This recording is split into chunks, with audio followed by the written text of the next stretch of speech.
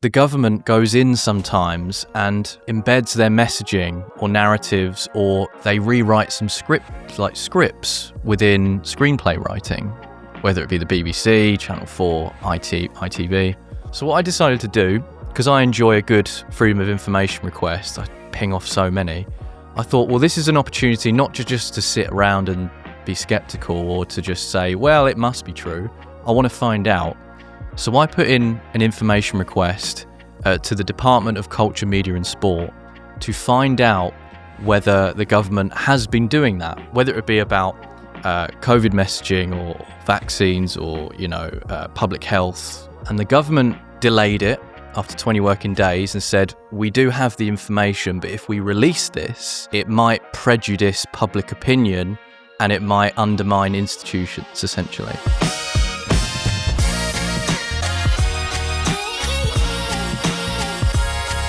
Yeah, the biggest risk to Bitcoin is good government. Right. But when you start to then understand how the fiat system works, and that the government essentially cannot run a balanced budget, doesn't care about running a balanced budget anymore, and will print to infinity, you realize that's false money. Mm-hmm. And so it kind of opens this door to that you're being lied to and cheated to. Sure. And then you start to realize you're being lied to and cheated in every way. The media is lying to us constantly. The food pyramid is a lie. And you start to see that everything's just a fucking lie. Yeah, sure. I mean, I think I invested just a little bit into it and I forgot about it for 2-3 years. And I think it was only like £30, like £30 to £50. And then it went up like ridiculously, like a few years later. And, but I like what you said there about, feel lied to, because that's essentially how I came on this journey of journalism. It's exactly the same. Felt lied to. That's the reason. And so we did 860 shows. We did 8 years. It was an easy gig. We could interview anyone we wanted, but got fed up with the travel. And also I was kind of watching the UK collapse. It's collapsing. It's collapsing in front of our eyes. You recognise that. And I thought there's a couple of things, like competing thoughts. One is America has a much better podcast scene. In that, what do we have? We have BBC podcasts doing very well. We have those dickheads in the rest is politics. Yes, is that Rory Stewart and Alistair Campbell? Alistair the war criminal Campbell, just talking shit. We don't have very good independent podcasts. But there are some. I mean, Constantine's doing a great job. Big fan of Winston Marshall, but there isn't enough. I thought, well, we could go back and do that. But similarly, all these conversations like that I'm having with people like you, that to me there is this connecting thing, which is Bitcoin. Yeah. Which is, if you can separate money and state, you can change a lot of incentives. Oh yeah. So our view was, if we made this show as a more generic show, but keep peppering the Bitcoin, help people learn about that, they'll start to make that connection. So that's how we ended up here. That's how we should chat. We should chat about that. We should talk about this. Well, look.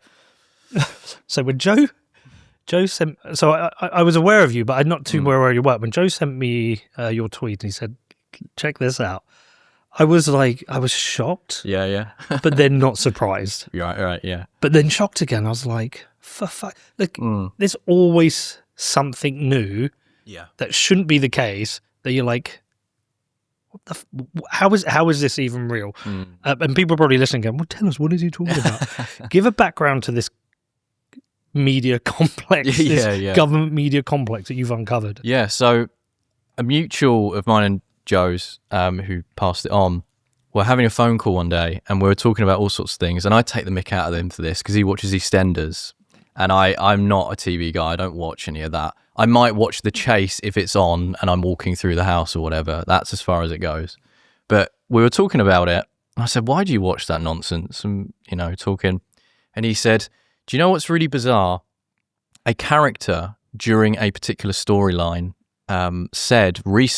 talked about some wild subject, geoengineering and climate intervention and cloud seeding. And it was like, okay, it's very out of pocket. That's not normal.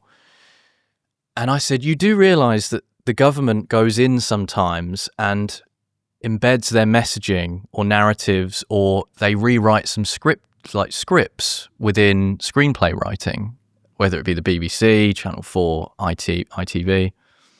And he said, that doesn't surprise me.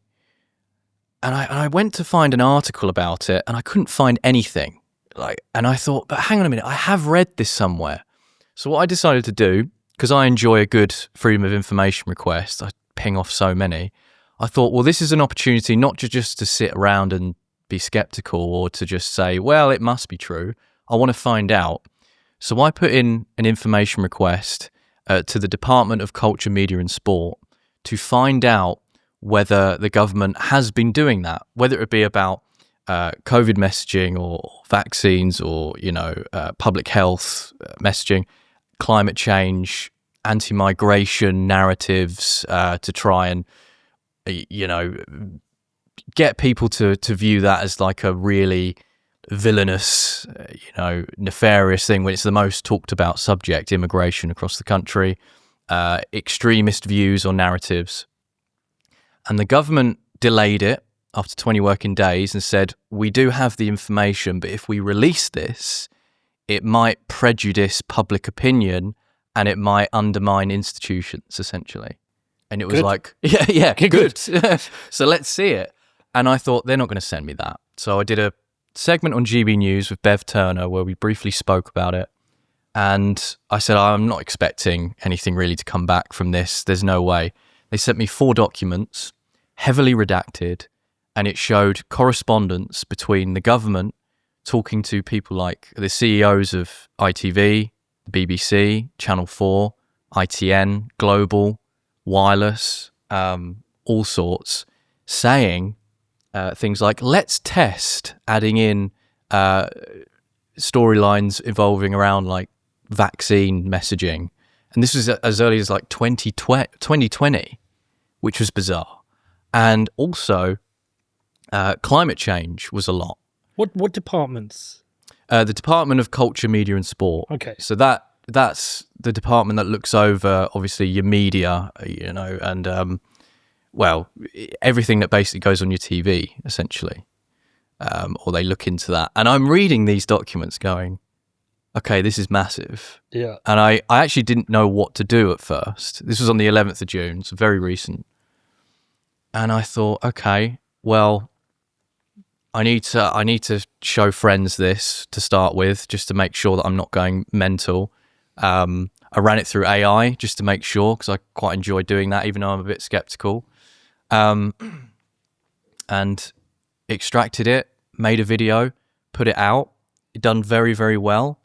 And then even the Telegraph liked it so much and decided to pinch it. They keep...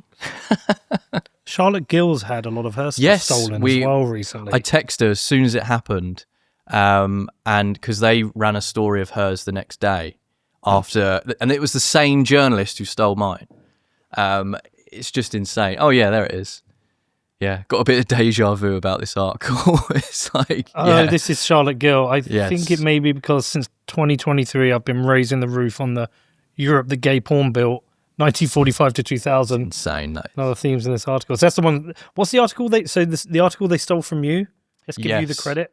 Telegraph, you fuckers. Yeah.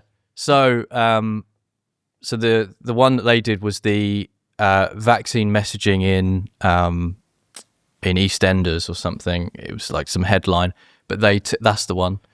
Put vaccine propaganda in EastEnders, ministers urged BBC. So officials from the DCMS called on broadcasters to consider national unity programming during the pandemic. Mm-hmm.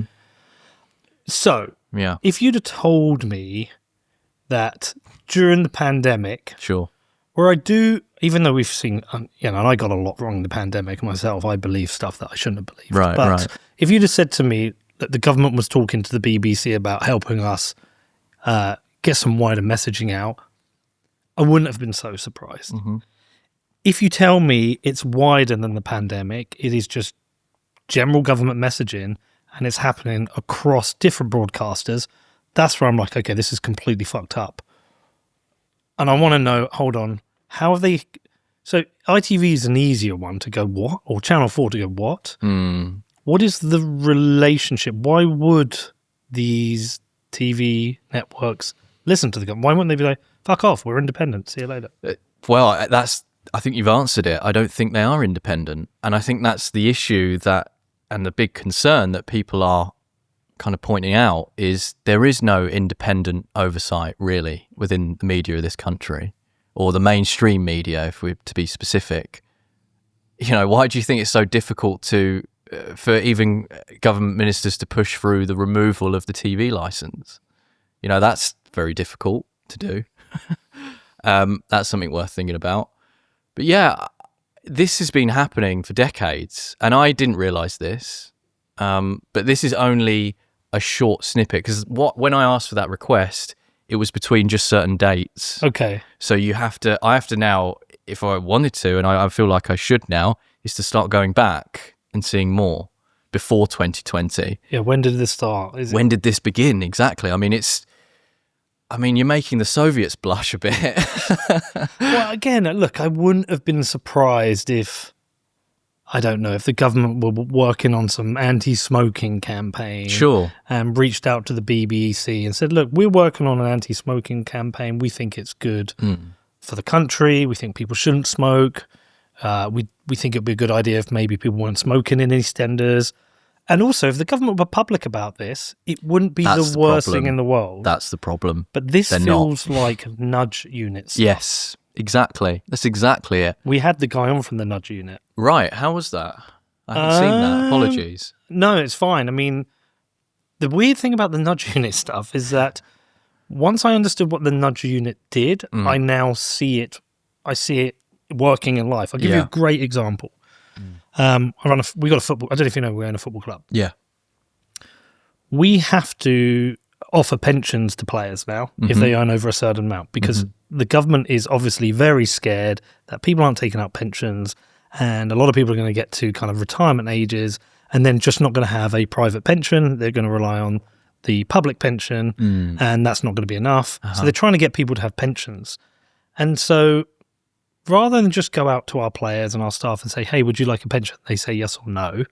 We now have to auto-enroll them for a pension, and they then have to choose to go and log in and remove themselves. And I'm like, that's clearly the nudge unit. The nudge unit said, if you auto-enroll them, there'll be a friction to removal, which we know there is because we've seen it. And then with that friction, more people will have a pension.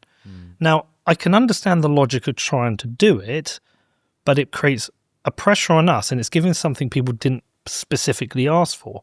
But I just saw it. I was like, that's clearly the nudge unit. And so in life, I'm constantly seeing the nudge unit at work. Yeah. And you have to think as well, the government is only expanding.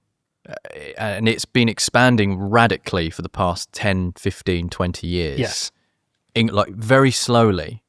And then it really accelerated during 2020 and after that. 90,000 new employees during COVID? Something like that. Yeah. Yeah, I think I read that. Yeah, bizarre that. Everyone worked from home. Creating a new culture there. Interesting. But the government has been expanding. So when you have these sorts of units, nudge units, it doesn't look good. Optically, it doesn't look good, because you're then... Public trust as well is so low in this country now for institutions and for the government. So I just see it as an act of desperation almost now, that it is wildly unpopular, all of these types of narratives that they're pushing out. People are becoming more skeptical because of social media, because of X, because of lots of different things. And I think they're getting extremely desperate. And I think that's why as well, they initially had to run a public interest test on that freedom of information request, because they were afraid that it might undermine institutions further. Because my question was, and when I posted it, I queried this, I thought, A, how long has this been going on for? And B, how many people don't know that this is happening? Like you said, once you see it, the eye sort of stays open, as you will, and it's quite frightening in a weird way. It is. So I wasn't just being rude there. I just forwarded you an article, Connor. So we interviewed a guy who lives out in Switzerland at the moment, because I'm thinking a lot about democracy and governance at the moment. It's obviously absolutely broken in this country. Broken. We are ruled by morons, and they're managers and CEOs. The managerial class, and they are actively destroying our country through incompetence, lack of integrity, whatever. But we had this guy from Switzerland on talking about the Swiss democratic model, which I quite like. Just a couple of things that stood out to me. 94% of our tax receipts go through Whitehall. In Switzerland, I think he said it was 40%. Oh, and they have this direct democracy whereby if the government comes up with a rule and the public don't like it, if you get a certain amount of petitions, say it's 50,000, it might be 50 or 100,000, it becomes a referendum. Okay. And flip the other way, if you want a new law as the public, you get enough petitions, you can vote for it. So essentially, you're crowdsourcing democracy from the electorate rather than allowing a bunch of people you've put into power to spend 4 to 5 years ruining your life. Anyway, another guy got in touch with me after he heard it. He's actually the mayor of one of the cantons in Switzerland. Okay. I think there's a chart in here, Connor. Yeah. So you said public trust in government. So in crisis, if you scroll to the bottom, Connor, you can actually see so you've got percentage dissatisfied. So we got 100% there. If you scroll up to the top, so pretty much Mexico that seems to be about 80-85%. Brazil, Moldova, Colombia, Peru. Ukraine's an interesting one. That's an interesting one. Venezuela. I'm surprised Venezuela's that high, but look where the UK is. So Greece, El Salvador. Look who we're surrounded by: Guatemala, Honduras, Bolivia. Argentina. I'm surprised Argentina hasn't gone higher under Malay, but look at the drop. The UK's, I don't know what this time period is, but the UK has dropped from, what, about 30% dissatisfied? Wow. To around... That was 2020. 2020. I think it'll be much lower now. Way lower. But if you scroll all the way down, we've got the contentment. You've got Austria, Netherlands, Ireland. I think Ireland will have dropped, but Norway, Luxembourg, Denmark. Switzerland's at the very top. It is the most happy public. They've got a strong economy. Their economy's so good, while everyone else's economy is crashing, people have been moving their money into the Swiss franc. Swiss franc. Swiss franc, because they believe it's a stable currency. So much that the Swiss francs increase so much in value, they're actually reducing their interest rates to 0% when everyone else is raising them because they've become too successful because it's a very well-run country. And what does that say to you? It's there's quite a correlation there between autocracy and direct democracy. Yes. The more direct democracy you have, the more people are satisfied. The more autocracy you have, the less satisfied the people. There will be outliers. I know some people are happy in Dubai, whatever. But generally influencers. Speaking, there is we are massively dissatisfied as a nation with the state of our democracy. Yeah. Yeah. It's because the ruling class haven't been transparent for decades now. And it's gotten a hell of a lot worse, even just the past 5 years. I mean, I was thrown into politics and journalism because of 2020, because I felt like I was being lied to during that time, during COVID. And then you cast your mind back to other things and other subjects, and you look back and you go, yeah, maybe I was wrong there. And when you feel like you've been lied to, there's this tendency to either brush it off and carry on, or there's no, I feel like I need to tell people about this. Well, everyone has a breaking point. Exactly, and everyone has a threshold, right? But it's the same thing. Once you step over that, you go, right, I need to do something about this. I need to talk about this. And it's weird, the reactions you get. I don't know if you've had this as well, but I lost a lot of mates and a lot of friends just for saying, I don't want to get the jab. I'm like lockdown. That's ridiculous. Yeah, my experience was different. Yeah. Oh, really? So I used to have this other podcast called Defiance, and I interviewed a doctor at the start of COVID. Right. And he explained how they had to declare an emergency. They had a trickle of people, and in the space of 24 hours, they were so overrun with people who couldn't breathe. They had a genuine emergency, and he was upset during it.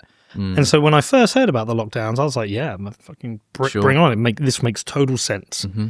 And then when I got the jab, I was like, yeah, I'll get the jab. I mean, I've had so many vaccines when I've been traveling, and give me the jab. And you're a bunch of morons. What are you worrying about, you tinfoil hat weirdos? You'd have been saying that to me at the time. Well, obviously, I got to the point where I regretted the jab. Then they started wanting to jab children. I was like, my daughter was 11 at the time. I was like, this is not happening. And then I stopped wearing my mask, and then it all became clear. I was like, oh, hold on, this is bollocks. Yeah. So that was one signal, but there's been a couple of others.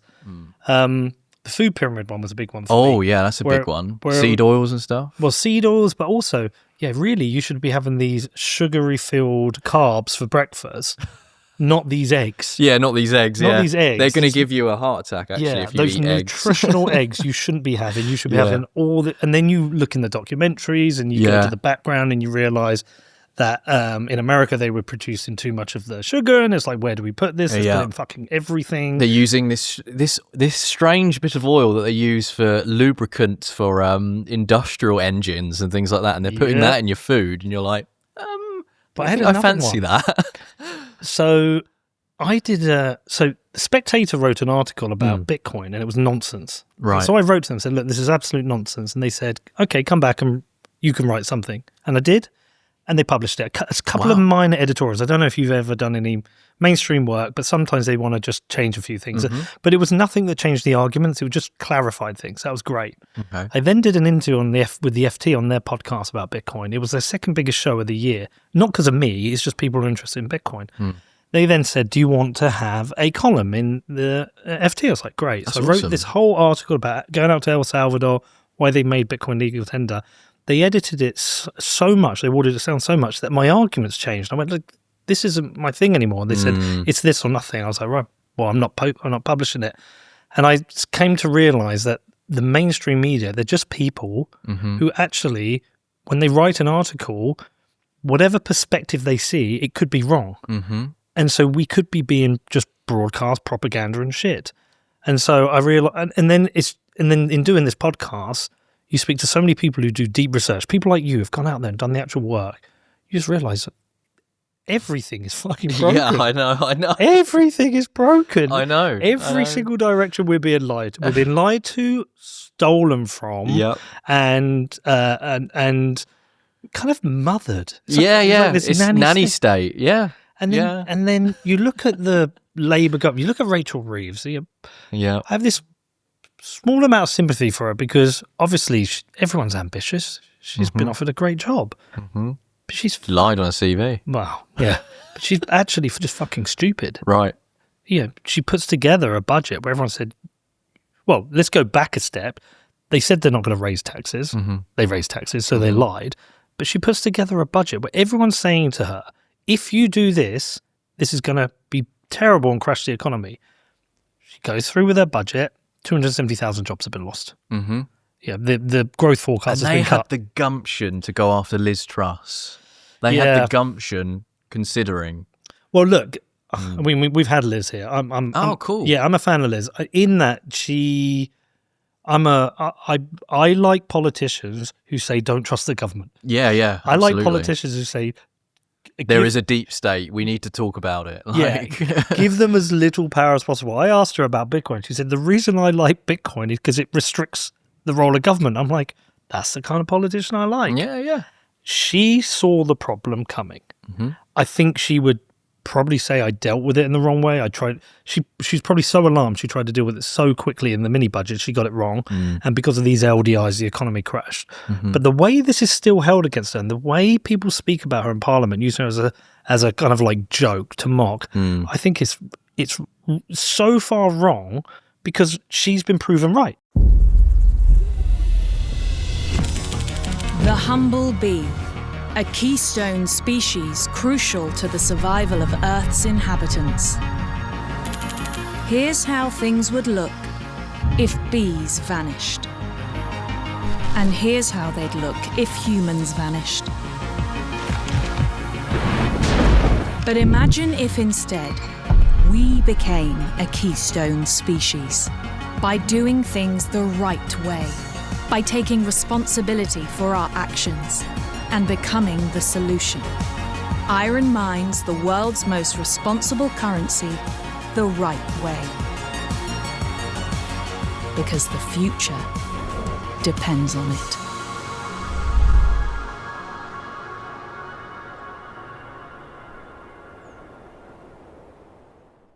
I've really changed my mind on Liz Truss. I used to be quite skeptical. She recently followed me back on Twitter, and I was like, wow, this is awesome. Yeah. And I was quite like, oh, that's cool. Like, it's not your everyday follow. Obviously, there's still some things we probably disagree on, but I haven't spoken to her at all. I know a mutual of mine, Connor Tomlinson. He's I know Connor. He's a great guy. He's very in touch with her. But my mind's totally changed on Liz Truss. I think she's actually all right. When I saw her go over to America and speak to Steve Bannon and talk about the deep state and the Bank of England, I was like, when I posted that, I actually got that video and posted it, and I said, I actually can't believe what I'm hearing. Like, I never thought I would hear Liz Truss speak with Steve Bannon for one, and to talk about such a subject. Like, that's fascinating. But it actually makes total sense because there's this, I've got these mixed views on Steve Bannon, right? But right, sure. I watched a great interview he did on PBS. It was a brilliant interview. It was like a 2-hour interview. Mm-hmm. And the first hour I absolutely loved. And he talked about, I think it was either his father or his grandfather worked for the large telco company in America. And I can't remember which one it was. Their version of British Telecom. And he said, look, everyone had shares. Everyone worked and had shares. It was the same with my dad. My dad worked for Monarch Airlines. He had shares. Oh, cool. Good pension, right? I remember Monarch. Yeah. Used to get a paper. Yeah. They're coming back, by the way. What, papers? No, Monarch. Oh, right. I was going to say. Monarch. No, papers are done. Yeah, I was going to say. No, Monarch are coming back. But that's cool. But he talked about it, and I'll get this wrong because I watched it a long time ago, but he said everyone got shares. And then there was a time where there was a problem in the economy or a problem with the company. They encouraged everyone to sell their shares back to the company. And he said that was the point. They basically stopped the share ownership of the success of business, like the model John Lewis has, which is we all should share in its success, not in a commie way, in a just moral duty. If you've got employees and they're working towards, why not give them a share of the spoils? And that's when I realised Steve Bannon cares about the working man. He actually does, and not in a Labour socialist way. No. If a man wants to go to work and he works hard, reward him.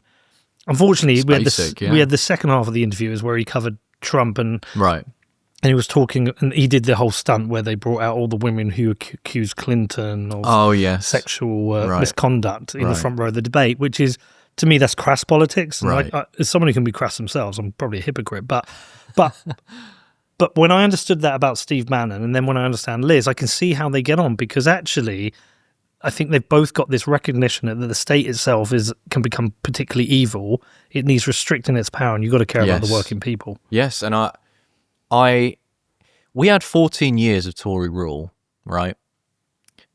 And there was no great repeal. I'm going to call it that. We do need a big, I think Rupert Lowe has spoken about this as well. We need a big, great repeal act of something where we need to go back to 1997 and just undo everything that Tony Blair has done. Yep. I mean, I say that, I do want to keep freedom of information requests. Yes. Because, during his tenure, when it's the only one of the very few bit of legislation that I want to expand, because obviously it helps the public. Yep. And it helps, you don't have to be a journalist or academic, you could be a regular, ordinary person. If you want information and you want to get it, you ask. But it's one of those, don't ask, don't get.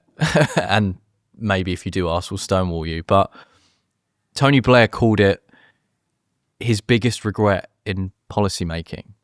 So, of course he did. Yeah. So if Tony Blair is saying that, I want to, I want to take advantage of that. I'd love to see the emails between him and Alistair Campbell prior to the Iraq War, but I'm pretty sure they would be redacted. Yeah, 100%. Yeah. But a Great Reset's a great idea. I mean, look, I like what Milei's doing in Argentina. It's an economic reset. Yeah. Because Afuera. Because I don't know about you, but I just have no trust in government. And even with reform, they're speaking some of the right language and they're getting good people around them, but I'm so nervous that everyone's going to put their kind of eggs in the reform basket and they'll get in power and they'll either can't make the change because the blob is too difficult to move, or they won't make the change because they're not brave enough. I think in America there's a lot of regret around Trump now. Look, yeah, there's a different sentiment around him now, yeah, especially the Iran, Israel stuff right now, and Palestine and everything. And the national debt. You know, they've removed the debt ceiling now, and you know, this is why he and Elon Musk fell out. Elon Musk wanted to deal with this. There's this fucking chart that came out yesterday. I mean, it's... Con, let me send you this chart. Send this to Connor so he can bring this up. Yeah. Because this is absolutely nuts. But you're right about the all eggs in one basket. That's why I'm a skeptical friend of reform. Is that right to say? I think that's about how I feel. You know, I'm a skeptical friend. I want reform to do well. I'm very disappointed on how Rupert Lowe was treated. Very disappointed about that. I feel as though, and this is light criticism, and this is not me, because like I said, I do want them to do well, because we do need change, and there isn't a lot of options. The problem is I feel like they're scrambling a bit in some areas, and that they need to just wise up and get a plan together, a proper point plan, and listen to their base a bit more, because there's been a lot of criticism. I've seen, you know, the term like online right and things like that, where you've got a lot of people that are criticising, who are on the right, that are criticising some of reform's, you know, push, and pointing out things like Nigel was saying at one stage, we want to deport like illegals from the country, and then it's, I'm not going down the route of mass deportations, and then it's, no, we want to deport 1.2 million illegals roughly. And you want to be reassured as a voter that what you're going in with, if you're going to vote for someone, especially someone who hasn't been in power before, brand new party, hasn't ever led a government before, has never been prime minister before, you want reassurance as a voter that you're getting exactly what you're voting for. Otherwise, you then be absorbed by the uni party again. Why are Lib Dems defecting to reform? Why, as much as I get, like, there are some councillors, for example, from the Tory party that have contacted me, I'm not going to name names, but they've contacted me and asked for help on FOIs and trying to find information. And I've been really, really grateful to go in and help, because they actually want to make some sort of change. I think they're in the wrong party, personally, but I still work with them, of course. And that's not in a nefarious way, it's to help the public. But the problem is, if you just allow so many defectors, for example, and not get grassroots outsiders almost that have that thirst, that want to make change, you're going to see a drastically different reform party. Yeah. And that's my light criticism. And we've got mutuals that are really involved in reform, and we always talk and we always do a back and forth, and sometimes I can agree, but there are some things that I go, I'm not sure about that. So I remain a skeptical friend, like, for now. And I don't think it's right for an independent journalist really to, obviously we all vote, but to put all their eggs into one political party, it feels a bit, I don't know. No, look, full empathy. I couldn't, and I wouldn't vote for Labour. No. Because I don't even understand what they are. I don't understand. I don't believe in anything, and it's the same as the lot of the Tory party. I mean, apart from Robert Jenrick, who's a bit rogue, and maybe Katie Lamb, or I'm trying to think of who else. Not a lot. Nick Timothy. Yes. There's another guy. We had Andrew Griffin in here the other day. Griffin. He's quite libertarian. Okay. Griffith, apologies. Oh, Griffith. I recognise the very name. libertarian. Yeah, So he's already made his money. A bit like Rupert Lowe. He's already made his money. Mm-hmm. He was a director at Sky. I think he was on the board at someone like not Deliveroo, but one of those. He's made his money. He's not in politics to make money. People in politics to make money are a fucking problem. They are a problem because their careerists. Their incentives are screwed. Yeah.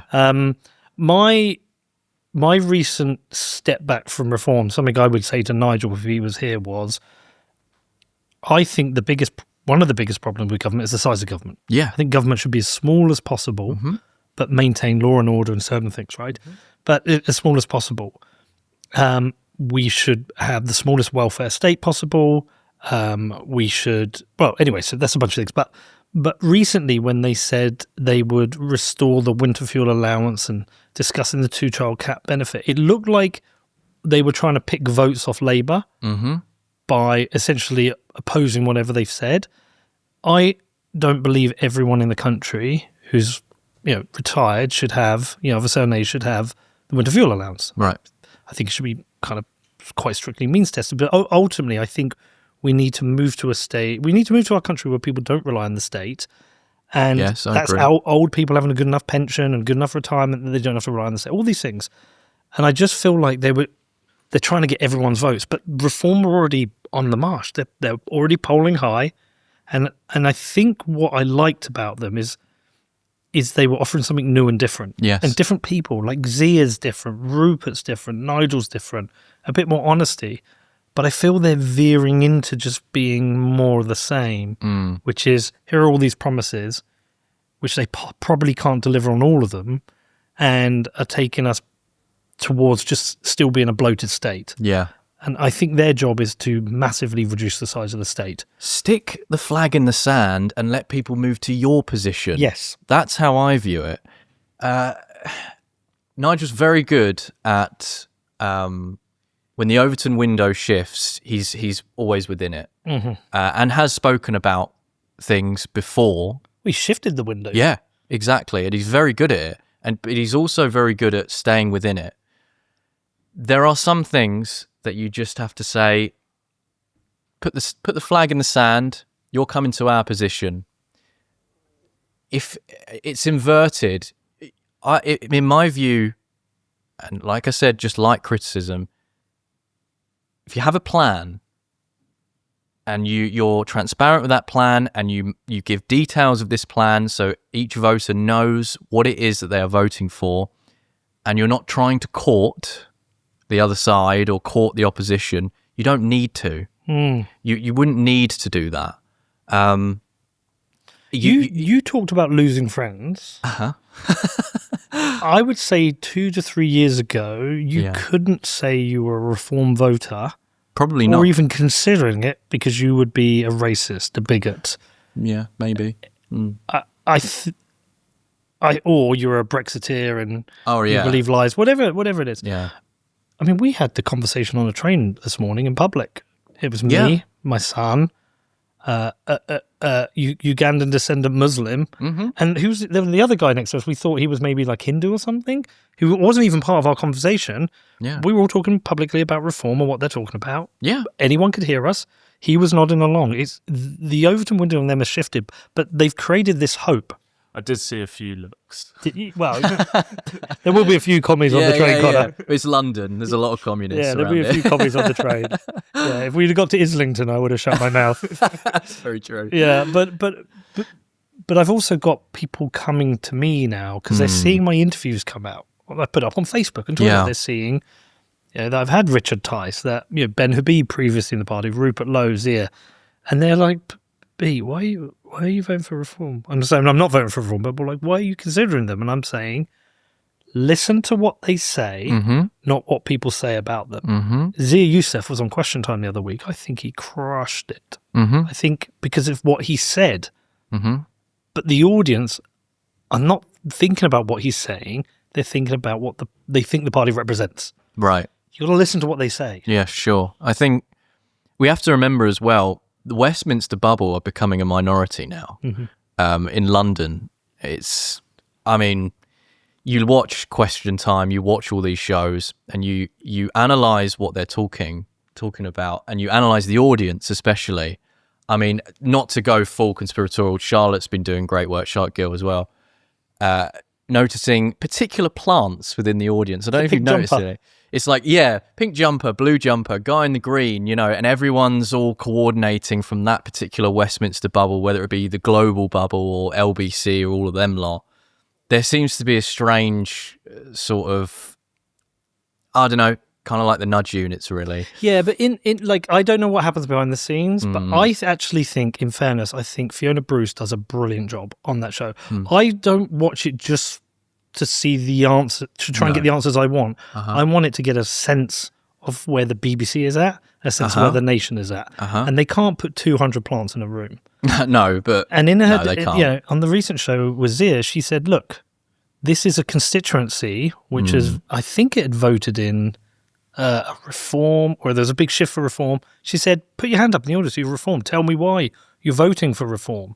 So if you were trying to shift the public opinion in a certain way, she certainly wasn't doing it there. It was Wales. It was Wales, yeah. There's a big shift. Oh, well, it was Wales, yeah. Because I think a lot of Welsh people feel they've been let down by Labour specifically. But that window has shifted. It has. But it puts, they're front running now. Mm-hmm. Every other party's responding.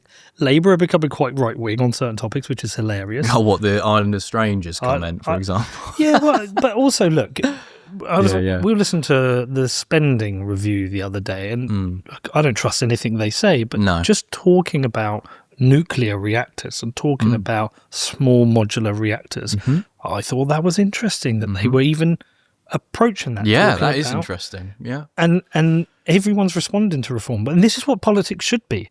Politics should be politicians responding to the electorate. Yes. Well, reform's big shift is a response to the electorate.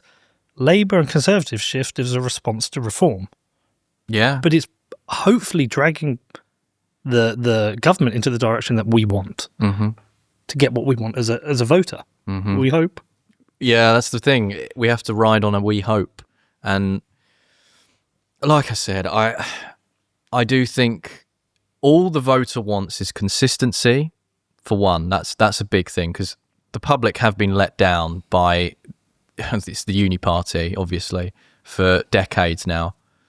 We've just seen a rapid expansion of government, so we want that repealed. Immigration is one of the top subjects in this country. I think it's the subject, really.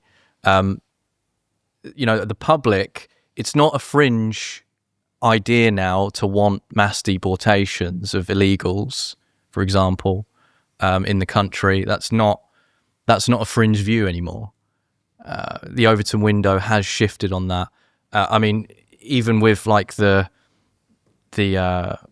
grooming gangs scandal and with the Casey report. Yeah. Interesting that they announced a full public inquiry a few days before the Casey report that came out. Yeah. And they haven't apologised for calling it a right-wing conspiracy. Interesting. Oh, no, we were only talking about other politicians. I think I saw that clip. It's like, no, you were talking about everyone. Far-right bandwagon, was it, they said? Yeah, it's disgraceful. Yeah. It's disgraceful. I don't know about you. I'd be interested to hear your perspective on this, but how much time do you spend actually thinking about now the role of the state? Because it's all well and good us moving to another election, but I actually think a lot about the role of the state. And not just at a national level, national and a local level. So just on my reading material at the moment, we had David Starkey in there. Cool. And he had me recommended 2 books, Reflections on the Revolution in France and The Origins of English Individualism. Is that Edmund Burke? Yeah. And to be honest, it's a tough read. I can imagine. I ended up working through the book on ChatGPT, but just because it's old language. It's really hard jargon to interpret. Yeah, and it takes it could take me an hour to work through a page. I was like, just help me out here, ChatGPT. Yeah.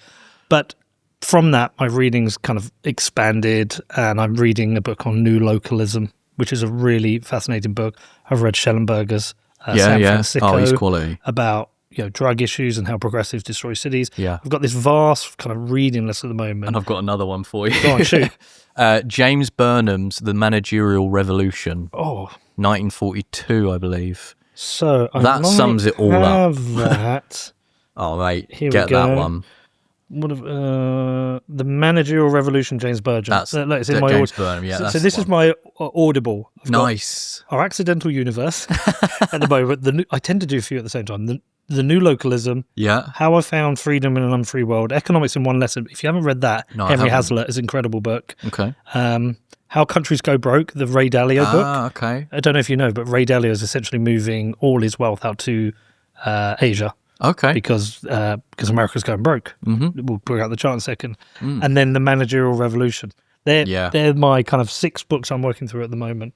That's with the managerial revolution. That's how I view the state now. And even though it was written in 1941, 42, ex-Trotskyist, or Trotskyite, he's it just hits the nail on the head. It was the soft transition between politicians and people that were getting into government to actually make proper change, and instead replaced by CEOs and business owners.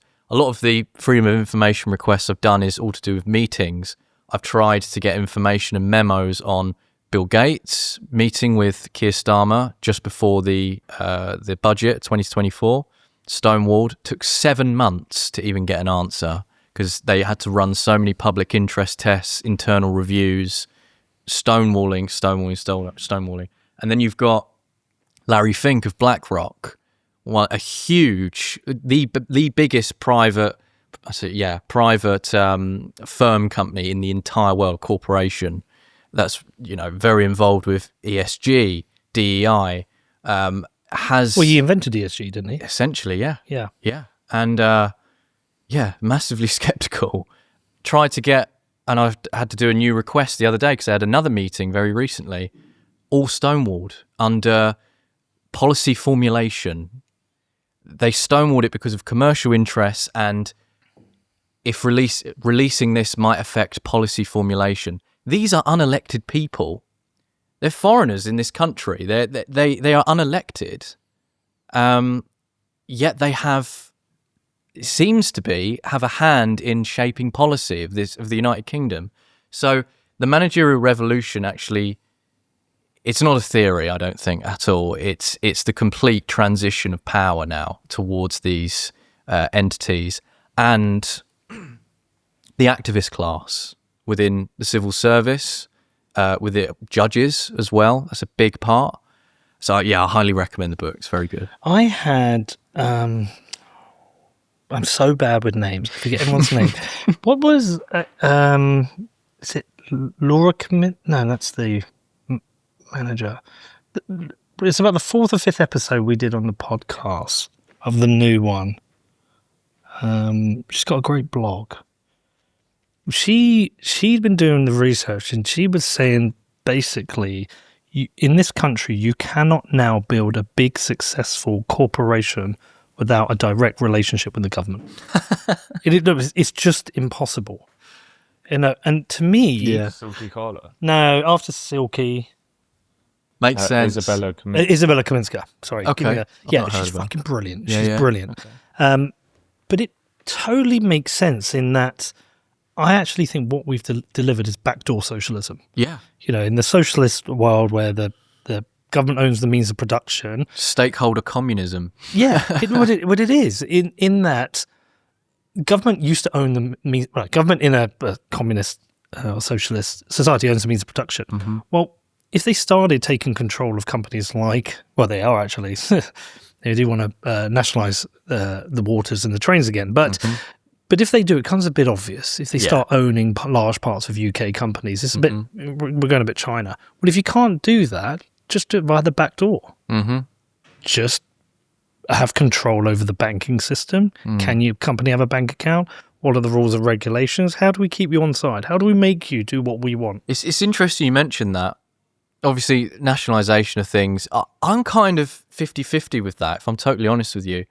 The problem is the state is too big. We need to reduce the size of the state first before we start looking into stuff like that.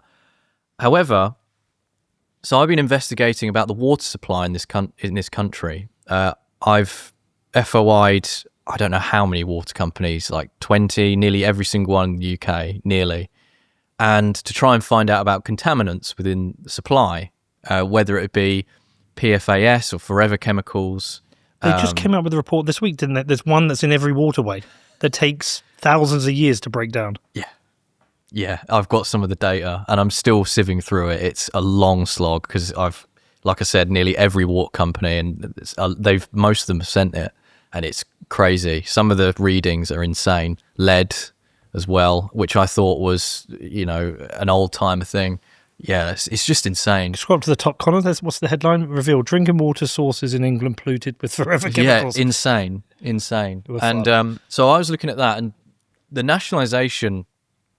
Why is it that we have companies, water companies, that are owned by like Malaysia and, foreign investors, and, it's all owned by foreign nations as opposed to ours? Because I would have thought, it sounds a bit controversial, but I would have thought that, a CEO in Malaysia that owns a water company in Suffolk, I don't think he cares as much as if someone that was living in Suffolk that owned that particular company. So I'm kind of changing my mind a bit on the whole nationalisation of stuff. However, like I said, the state really needs to shrink first before we really look into that.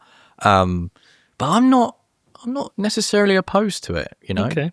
The water was one we had somebody in the other day where we were discussing this, and they've been completely asset stripped for profit. And I can't remember, is it Thames Water's billions and billions in debt, but all the water companies are billions and billions in debt. They're going to go broke. Yeah, and it's just like, hold on a second, how's this happen? This is vulture capitalism at play. But no, I'm just having this like much wider thought about what is the role of the state? Yes. What is the role of government? Yeah. What should government be doing? What shouldn't government be doing? I have a lot of anarcho-capitalist friends who think we should have no government at all. I'm not sure about that. Yeah, every time I've looked down that rabbit hole of government, you tend to rebuild government. And actually, government does also defend a lot of your freedoms. A lot of your freedoms are downstream from government, and also you can replace it with something more evil, and it could be chaotic. But what is the genuine role of the state? What is it should the state be doing, or what shouldn't be doing? At the moment, I think it clearly does way too much. It's too much of a burden on the taxpayer, too much of a burden on business, and it's too nanny state. And fundamentally, it's not delivering. If it's a company, it would have gone bankrupt. Yeah, I think. What is the role of the state? What should it be? It's a great question. Sort out the potholes for one. That's one thing that's doing my head in. But and I think that does every constituent's head in. Honestly, low tax, get off my back is basically the motto, I guess. Leave me the fuck alone. Leave me alone, actually. Why do we have all these regulations on telling me what I can and can't do? This transition into things like, I don't know if you saw this morning, I put out a tweet. I tried to get information, memos, emails about 15-minute cities and things like that. C40 cities. And here we go. Now the UK government is stonewalling questions about 15-minute cities. I request his access to emails, memos, or risk assessments discussing public pushback, civil liberties, or democratic concerns around 15-minute cities, low traffic neighbourhoods. Similar with urban schemes, the Department of Transport refused, not because the information doesn't exist, because there's too much of it. They cited Section 12 of the FIA Act. A large number of documents have been generated in plain English. There's so much internal debate and concern. They say it would cost too much to review and release it. They should just give you a dump. Yeah, literally. That's what I want. I'm hoping for a nice civil servant one day that just goes, there you go. I actually feel a little bit sorry for the people who deal with the freedom of information. I feel bad for the agent or the person that deals with mine. I'm so sorry, but I'm not. So I've done a few locally with our local police and our local council. Every time I send one, I imagine they're thinking, oh, fucking hell, B, I've already got this to deal with, and now you're giving me this. We've got problems locally where we're on Bedford, like every town up and down the country. I'm not sure if it's the same where you are. We have a crackhead problem of alcoholism, shoplifting. Our town centres are dying. The whole thing is just miserable as shit.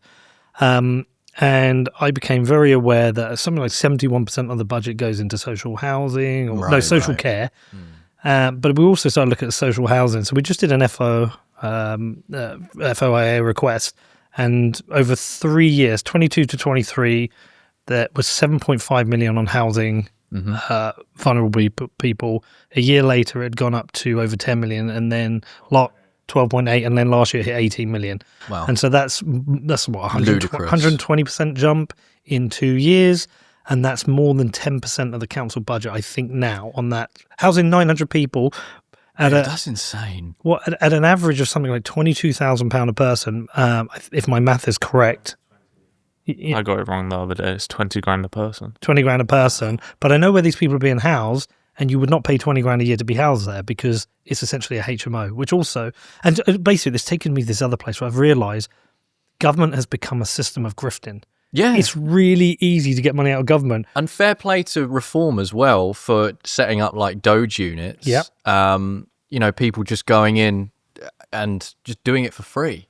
I actually really respect that. I think that's awesome. And we should have a Doge unit in every single council, I believe. Yeah. Real big audit. And to show, what was it that they found? Trampolining lessons for asylum seekers or something.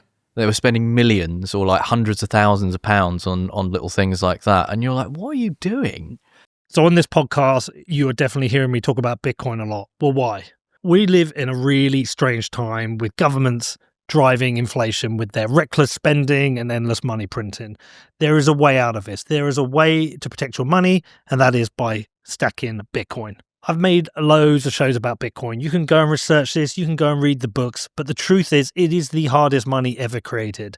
If you are interested in protecting your financial future, it's time for you to get on the Bitcoin train. I've been stacking Bitcoin personally and through my businesses since 2017. It's protected me, it's secured my family's future, and it also strengthens all of my businesses. So if you want to start stacking Bitcoin, where do you do it? Well, for me, it's with Gemini. They're a fully licensed, full reserve exchange and custodian, so they give you a secure way for you to buy and own your Bitcoin. There's no risks and no funny business. So if you're serious about stacking Bitcoin the right way, head over to Gemini.com, which is GEMINI.com. Well, but I see the grift, right? Yeah. If you know that you can get checks from government, I mean, Charlotte's done her, the Europe the Gay Porn Bill from 1940, whatever that bollocks wild. was.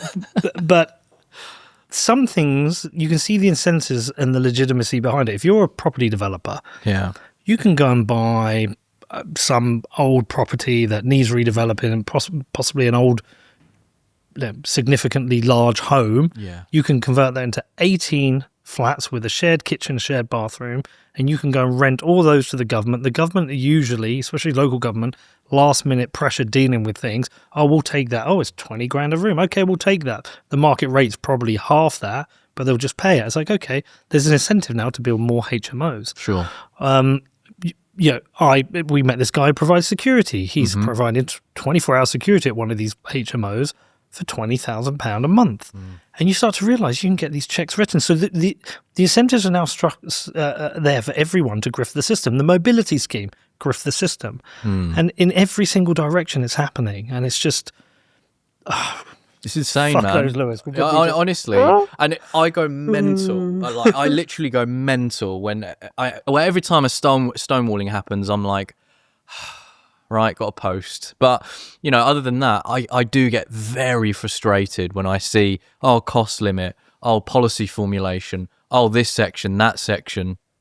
Even researching history. I tried looking up the other day, posted about that yesterday, I think. I wanted to see the history and understand a bit more about Rhodesia and the British state's involvement and why they sided with the communists during that time. And just to understand it, and I asked for the Lancaster House debate, like all the files, just to read through it. They threw up 5 sections, one on terrorism, or no, not terrorism, sorry, national security, so MI5, MI6. They done personal details. They threw up a section as well. What was the other one? I've got it up on my Twitter. Gosh, I'm trying to think. They threw up 5 sections, and it's the same as if you're trying to access terrorism files. And I'm like, I just want to read a bit of history. Like, it's insane. How much do you think around these FOIA requests is there are these rules? And I understand why certain rules exist. Certain things, you have to protect or redact. Yeah. How much do you think it is just there is actually a workload issue in trying to get through these, and how much do you think it is like... Then they need to expand it, I'm sorry. Well, of course, but... I've no sympathy. That was it, yeah. So they refused. All I wanted to know was, a bit of information. And, they refused to confirm or deny whether the information exists, citing 5 separate exemptions. Section 23, intelligence agencies, national security, international relations, law enforcement, and personal data. But Rhodesia hasn't existed since 1979, like I've pointed out, and Mugabe's dead. Like, what's What's the problem? Probably you'll find something really embarrassing. Probably about government, but then who cares? Who cares? I want to see it. Let's blame that government. Yeah, I mean, it's history. We need to learn from it. Yeah, I mean, I was one. I mean, I'm not going to hold the current government account for what happened with the government when I was one. Yeah. Like, it was what, 40 years ago? 45. 45, yeah. 45 years ago. Insane, dude. But this role of the state thing is really important. That's where the conversation I'm most interested in. That's why I really enjoyed being with David Starkey, actually. Yeah, because he's they tried cool. to cancel him, and he did say some regrettable things, but actually, he's super intelligent. Very intelligent man. Well read on history, yes. And I think you need to understand history to understand where you are and where you're going. Absolutely. But I don't think there is enough conversation about the role of the state. We talk about who we want to replace the current morons with, but actually, I think the public needs to have a deep conversation about the role of the state. Yes. Yeah. Because it's not working.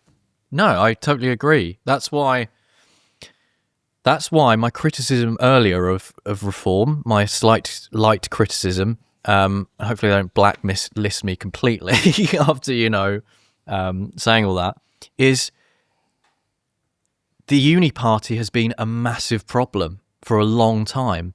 Why are you allowing so many of them to come on board? I get it. If they have a change of heart and they have a change of ways and it's legitimate and it's trying to vet that legitimacy, there is that.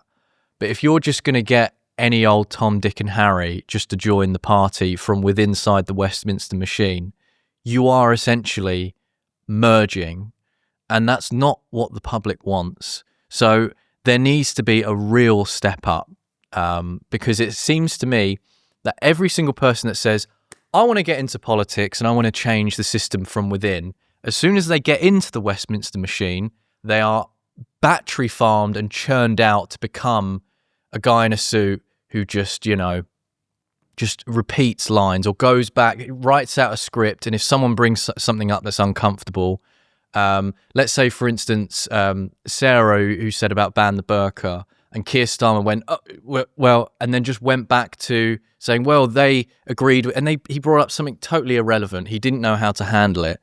You kind of want people to ask the uncomfortable questions like that, but also you want people to hold them account and be responsible. If you get something wrong, own up to it. Stop pivoting. The public can see straight through this. I don't know if I'm waffling. Well, no. I thought that ban the burqa question was unfortunate and unnecessary. Right. In that, if it's a public safety issue, it's not ban the burqa. It's should we ban face coverings. If it's a rights of women not to be oppressed, then raise that as a point. But I feel like just the ban the burqa on their own is kind of a dog whistle, and it's unnecessary. I was only using that example as someone that has come up and said, look, this is allegedly what my constituents are asking about and wanted to talk about. That's what she alleged, apparently. And so that's why she decided, I'm going to stand up and I'm going to say it. And to be fair... For what reason were her constituents saying it? I don't know. Yeah, see, that's... I don't know. Because the other thing with reform is I'm trying to bring friends on board. Conservative voters are easy. Labour voters are harder. Lib Dem voters are harder. And I'm trying to say, look, this is a legitimate party with legitimate ideas that care about the economy, safety, policing, how councils run. When a question like that becomes the story of the day, it just makes my job harder. It's a step back to trying to bring people on board to what could be legitimately a better government. And it was just like, oh. I see your point. Yeah. I see your point. I think the point is, I guess, the spirit of it. Yeah. That's my point, really, is the spirit of it, to not be afraid to ask a question like that, because that is not a normal question to ask within Parliament, whether you agree with it or not. I think it's a bit irrelevant. I think it's more the spirit of it. Are you able to stand up in front of 350? How many? That's like 600 people in there, isn't it? Oh, I think so. Something like that. 650, is it kind of 650 MPs? 650? Do you know what I'm thinking of? I'm thinking of the abortion thing that happened yesterday and how many voted. That's what I'm thinking of, the number. Yeah, hold on. It's 650. 650, yeah. Forgive me. So I've seen some... I didn't even know that vote was coming. Nobody knew. Saw some rough things yesterday, and they've decriminalised abortions up to term. 24 weeks, yeah. Up to 24 weeks. Yeah. So I think, correct me if I'm wrong, that means... No, to decriminalise abortion... After 24 weeks. After 24 weeks. Forgive me, yeah. So that means if a baby is going to be born in a day, tomorrow, I think it decriminalises aborting it, the day before. Let's read the full text. Colin, scroll down. Abortion is currently legal in in England and Wales up to 24 weeks, but only under the Abortion Act 1967, and even then it must be approved by 2 doctors. After 24 weeks, abortion is only allowed in very limited circumstances, such as a serious risk to the woman's life or severe fetal abnormalities. However, abortions that happen outside these legal rules, especially after 24 weeks, are still technically criminal offences under 2 very old laws, the Offences Against Persons Act 1861 and the Infant Life Preservation Act of 1929. That means a woman who ends her pregnancy outside the legal framework could be investigated, arrested, and even imprisoned. And in recent years, some women have faced prosecution under these laws. Tonia Antoniazzi, a Labour MP, put forward an amendment to remove the threat of prosecution for women. She pointed out that fewer than 1% of abortion happen after 24 weeks, and those that do are usually in heartbreaking and complex situations. Her argument was not that these women should be treated with compassionate medical care, not with criminal charges. MPs were given a free vote on the issue, meaning they didn't have to follow party lines. And by the way, I think that should always be the case. Yeah. I dislike the whip. Voted in favour of her amendment by a large majority. It doesn't change the 24-week legal limit. It just removes the ability to prosecute women under criminal law in these rare cases.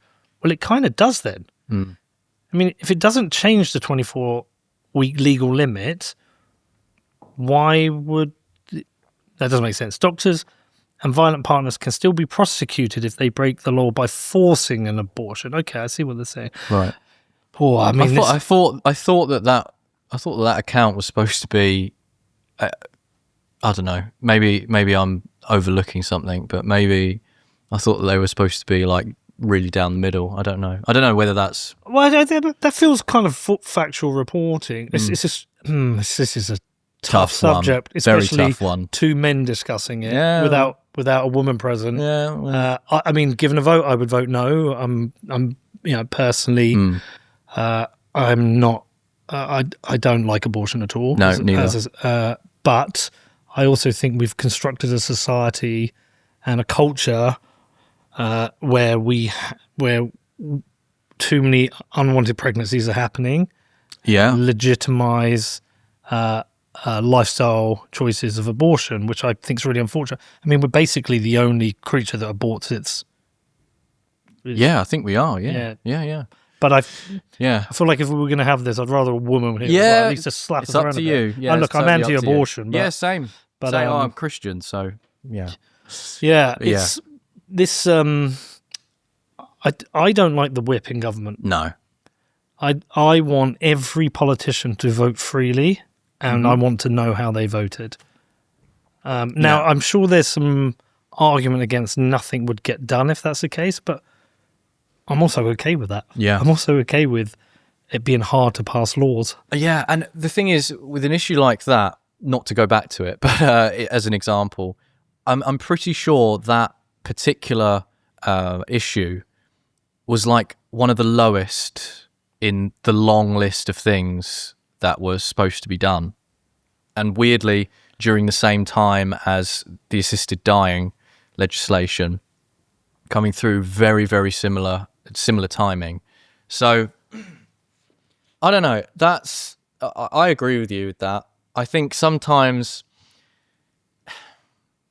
there's a balance, right? Because at the end of the day, you're there representing a constituency, but at the same time, you want to make it clear this is what you're voting for. These are my views on all of these subjects. They are subject to change. Maybe there should be a thing where you should say, okay, you fill out like a questionnaire or something. The constituencies help with a questionnaire for your politician, and they fill out, right, what are your views on this? And they have to be candid and honest. There's no I don't know. You're going to have to make a choice. Candid and honest politician. Well, this is it. Lewis. Yeah, well, this is how you stamp it out. This is how you make sure. right? They have to fill out like a long sheet or something.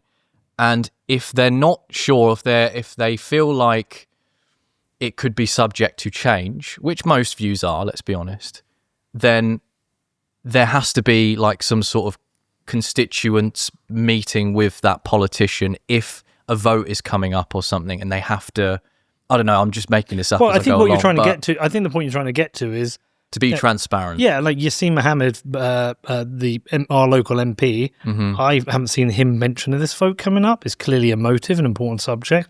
I don't feel like he's gone out to his constituency and said, you know, this. I don't think any of them have. Well, no, this is a personal moral decision that I think they've made. Or in some ways, I think that would have been a better blind vote. Because it's so emotive. It is very emotive. You know, I think some votes should be public. For example, should we go to war? And that's a big one. and I think so. Yeah, look at that. I mean, that's insane. Conservatives. It just tells you seeing conservatives vote approve as well. Like not. Well, they might be Lib Dem conservatives. This is the problem, and I think that's the problem as well. There's too many liberals in the conservative side, and I think that's a big problem. Look at that. I mean, that's every Lib Dem politician has voted in favour. Yeah. Doesn't shock me. But then you just look, if there's public outrage, if we had the Swiss model, petition 100,000 people. Do you know what? Disagree I didn't know about that. I need to really look into that. You know, can you get the actual rules on that, Con? Just ChatGPT it. But it's something to be said about a country that's been neutral for so long and having, you know, but if system. The government is often doing things which are against the public interest that they disagree with, and I hate this term when there's like a revolt from the public, and it's like they refer to it as a populist revolt, and it's populism is used as a pejorative. Populism is a response. You know, these topics aren't as complex as you say they are. Actually, you want to say they're complex because you want to do stupid shit. If there is a strong public response to this that says, hold on, we don't agree with this. Let's create the position. Let's have a referendum. I believe as a nation of 70 million people now voting, we will do a better job than 650 MPs. I think we will get a better consensus from that. Have you found it? What does it say? I'll read it. Yeah, you can read it. In Switzerland, citizens can propose changes to the federal constitution through a popular initiative. To trigger a national vote on such an initiative, at least 100,000 valid signatures must be collected within 18 months. I think that's good. Yeah. I think that's good because it gets people involved as well. And they are very involved. And also, wasn't he saying, like, if you want to move to Switzerland, it's like 10 years to become a citizen? And you can't move. You have to stay in one canton. Yeah, you've got to stay in one canton, and then you've got to kind of apply and go through a rigorous scheme to be approved. Whereas here, we're like, just bring any fucker in. That's the problem. That's yeah. You know, when you just see another country doing something so correctly, and you go, I just want. What's that meme like? Damn, I really want what you guys have, or something. I can't remember the meme, but and then you can just look at all the measures. They have the happiest. There's no need for nudge units. No, there wouldn't be need for such a thing, and that's the point. Yeah. Right? So we can all see government's broken. Yes. We can all see it's not working.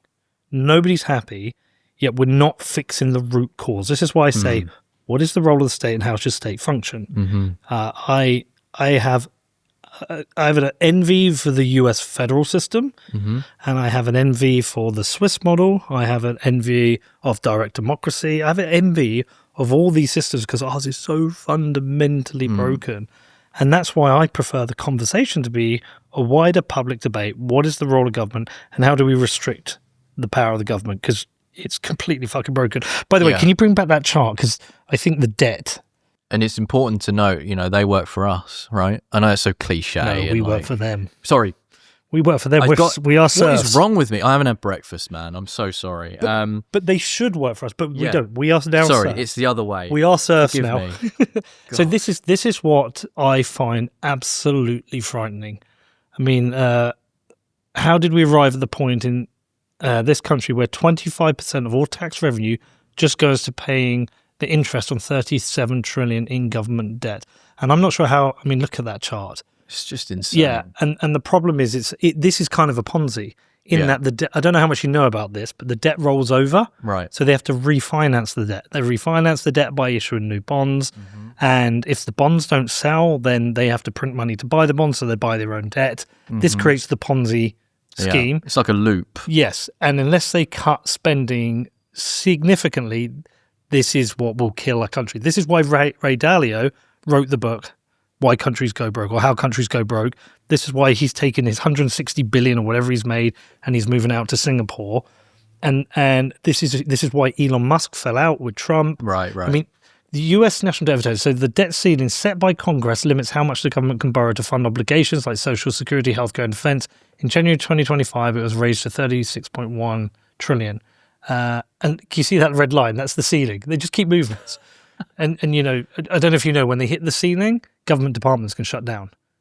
Government can stop. I didn't know that. Yeah, so what happens is essentially parts of government can't be funded, can't be paid for anymore, and they can be shut down. And so then they'll have a vote, and they'll have a vote on increasing the debt ceiling. And if they increase the debt ceiling, they increase the debt. And then what happens is you get all the horse trading. Well, you want us to, I'm a Democrat, you Trump, you want me to vote for this? I want 200 million for this bridge here in my constituency, and I want... God, talk about moving the goalposts. Like, have you ever watched House of Cards? No, I haven't. No. So it's worth, Kevin Spacey. Yeah. So the first couple of seasons are great, but you see behind the veil, it shows you all the horse trading. You give me that, I'll give you this. And it's, it's people wanting to retain power, wanting to give things away to people so they vote for them. So horse trading and creating this bubble of debt. We used to run surpluses. We don't anymore. This is the problem. And this is a problem in the UK at the moment. We're not at 25%, but I think we're at about 10% is debt interest. So I think debt interest is about 110 billion, and our tax receipts are $1 trillion. So we're about 10% at the moment. But directionally, we're doing the same. This is Argentina, and this isn't talked about enough. No. Yeah, I must admit, it's a subject that I've kind of overlooked a little bit, which is terrible, because I should actually really look into the economic side of things. I've got a few friends that are, I think one guy, good friend of mine, hopefully he'll get back into politics soon, but he studied economics, and he's looking at this. 8.7% in the UK. 8.7% we're at the moment. Wow. Yeah, he was saying, he was like, I'm looking at stuff like that, and it's so bad. I just kind of go, all right, yeah, well, I know it's really poor to live here now. Like, the standards are slipping so badly that, people are unhappy. But he's like, no, I'm looking at these numbers. They're not good. No, these are frightening. Yeah, but there are so many other supplementary numbers that go with it. So you can look at, I don't know, debt to GDP, we're over 100%. Right. Okay, that's not good. Tax as a percent of revenue is up to nearly 40%. Right. And look, the math is really obvious, right? If the government is taking money from us and they're not spending it in the right way, it's being grifted into the wrong pockets or leaking into the wrong pockets, the public has less money to spend. Yeah. The public has less money to spend, then companies fail. This is just, and then the government then has to plug that, and they have to plug it either by borrowing or taxing more. So if they tax more, we have less. Or if they borrow more, then we increase the money supply, and then we get inflation, we widen the wealth gap. And that's why, what used to be my dad's job would go to work, he'd pay the mortgage, pay for the shopping, pay for us to go on holiday, pay for the car. Now it takes two incomes to do. And people still can't afford to buy a house. I mean, we did the numbers the other day. I'm sorry if anyone who has heard this 3 times now, but Connor here wants to buy a house. Nice. And it's difficult now. Well, this is a good job. I saw the sighing. This is a good job. He is an editor and producer of a podcast. It's a good job. For his age, it's well paid. And he wants to buy a house, and he keeps looking. And he told me on this road where I used to live, he said, "Oh, Dad, houses are 350,000 now." And I was like, "No, they're fucking not." First house I bought was just before he was born. It was 100 grand. Yeah, about a year before he was born. And it's not in the best area of Bedford. It was a 3-bed end of terrace, and I was like, "That'll do." Surely that's 220, 230 now. I was like, "You're full of shit. Come on, shut up." Anyway, we're driving down, I go on Rightmove, and he was correct. I was like, Jesus. Yeah, it's bad. So it's gone up 250% in that area. And so we then looked at the numbers. Nurses' salaries over the same 21-year period, correct me if I'm wrong, that was 27%. The average salary is up 40%. Dude. Not sustainable. CPI is up 80%. This is the destruction of the money. Yeah. This is the complete destruction of our money. This is the debasement of our currency, which only benefits those over a certain threshold who own the assets. If you own property, gold, Bitcoin. This is why I mentioned Bitcoin. It's a rabbit hole worth going down in that you cannot print Bitcoin. So what happens is over time, as the government prints more money, you're dividing more money by the 21 million. Sure. And so it is a currency whereby you have to play by the rules. Everyone knows how much there is. Everyone knows the rules. Everyone knows how consensus works. And that's why I just have so little interest in holding pounds anymore. Do you think the reason for that and this drastic increase is because of immigration? No. I think immigration is a worthy topic of conversation and it should be part of it. But I fundamentally believe even without the immigration issue, we would have a massive debt issue. Right. So, Connor, can you see if you can find a chart for UK debt? You could probably even say to ChatGPT, plot me a line graph of UK debt over the last 40 years. Okay. You will see that debt's increased. And we can probably, this would be really good, you can probably plot net migration against it. Yeah, that would be interesting. I'd like to see that. Yeah, and so I think immigration is a worthy debate because public resources are scarce. Yeah, for sure. And it's only increasing. Yeah, and it's not. There's no sign of slowing it down. No, so you're dividing a national health service, an education system, a road system, wage system, but between more and more people, but you're not matching the investment into growing those public services because you're destroying the currency. Is it done it for you? So this is why the role of the state is really important. Sure. And the separation of money and state to me is really important in that the government, you have to manage a budget at home, right? If you don't pay your mortgage, your house is going to be repossessed. You can't just issue new bonds on your house and then buy your own bonds. You can't do that. You have to operate a budget. And look, if you get into a bit of trouble, you can borrow some money, but you have to pay it off. And if you don't pay it off and get credit cards and you keep increasing your debt, you hit a threshold where you're bankrupt. Lewis, you're done. You have to reset. Companies are the same. This podcast, has to pay for the studio and pay for the wages. If it can't, I could take a loan. If I don't pay off that loan, the podcast will close down. These are the rules that we know work for households and companies. But with government, we say you get a different set of rules. You can essentially be functionally bankrupt, but just keep printing money. And if you do that, eventually you bankrupt a country, just like Venezuela did, just like Zimbabwe did, just like Argentina did over and over again. I mean, ironically, all communist socialists, it just doesn't fucking work. No, it doesn't. No. And this is why public services. Here we go. National debt versus net migration. So blue is the debt, and red is migration. So look, from the 80s to the 2005, there's kind of a parity. They're kind of swapping places. Okay. But look, from 2005, we went into the financial crisis of 2008, massive increase in debt, and it's just massively increased ever since, right? But the massive increases in net migration, I mean, look, 1990 to 2005, that is a big increase. But the massive increase has been from essentially just prior to COVID, during COVID, and after COVID, right? That has followed the increase in the debt.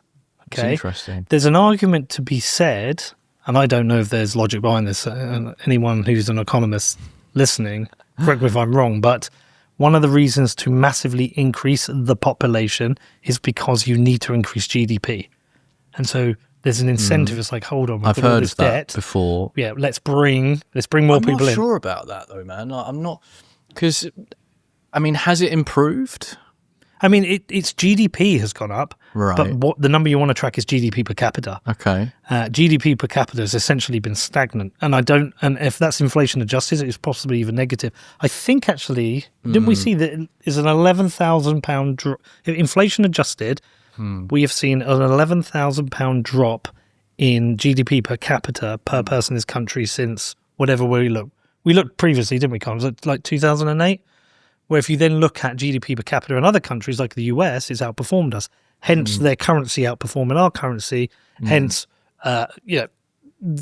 general feeling of wealth is better in America than here. I mean, everyone feels fucking poor here.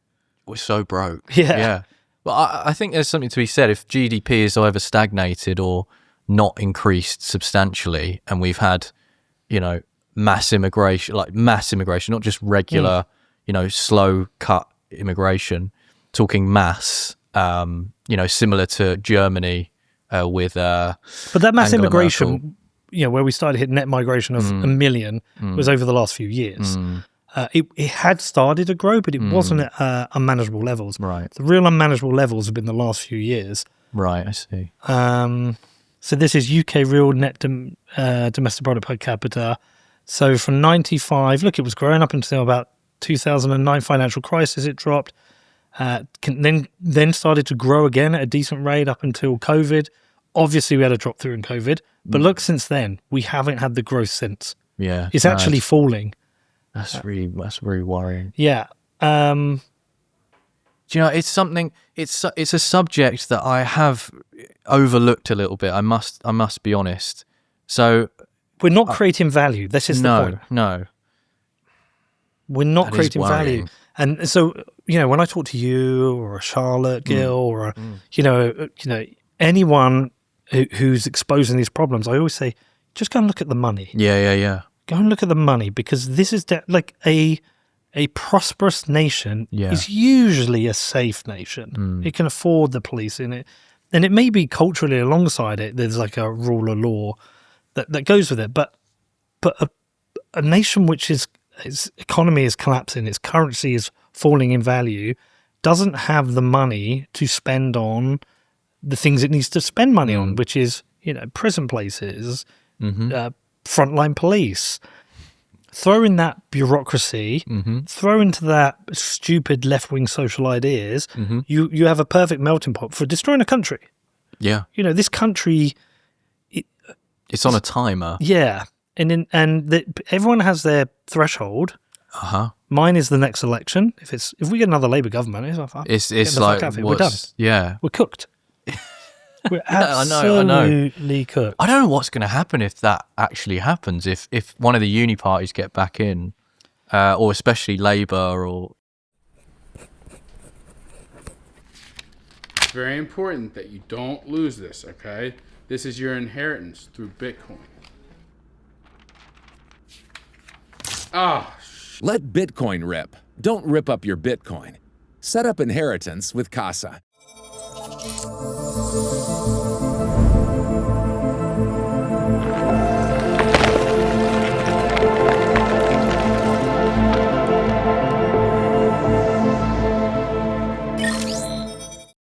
Look, I think there's going to be a Conservative Party renaissance over the next couple of years. I actually think Kemi Badenoch is getting better.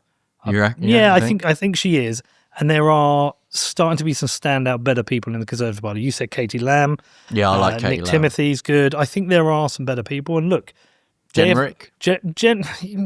No? Yes, but I feel like he's headline seeking at the moment. Okay. No, I can understand that. And I'd like to chat to him, actually, Jenrick. I'd be interested in that. I'm sure you would as well. Yeah, I think we'll get him in there. I think they'll have a renaissance because they have an existential problem. Yes. If Reform perform and win an election and are successful, there is no need for a Conservative Party. It'll become a fringe party like the SDP. And that's fine. You have fringe parties, but this is existential for them.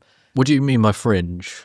Like maybe hold a couple of seats or a couple of council seats. Oh, I was wondering what you meant by fringe. Like they're on the fringes of government, like they're in the minority, you mean? There's like, not fringe ideas. Yeah, I was going to say, like SDP extremists. No, on the fringe of politics. They've got a few sort. Like the Green Party actually think are on the fringe of politics. They're fringe all through and through. Yeah, I mean, but this is existential for them because there is no need for the Conservative Party if the reform become what the Conservative Party should be, which is conservative. Mm-hmm. So I expect a renaissance to kind of re-establish the party as a conservative party. Yes. You're starting to see better people come through. You're starting to realise this kind of Lib Dem path they went down is destroyed what they are. I mean, Thatcher would literally turn in her grave and say, "What have you become? Yeah. You're everything I fought against, which is big government, which is surveillance state."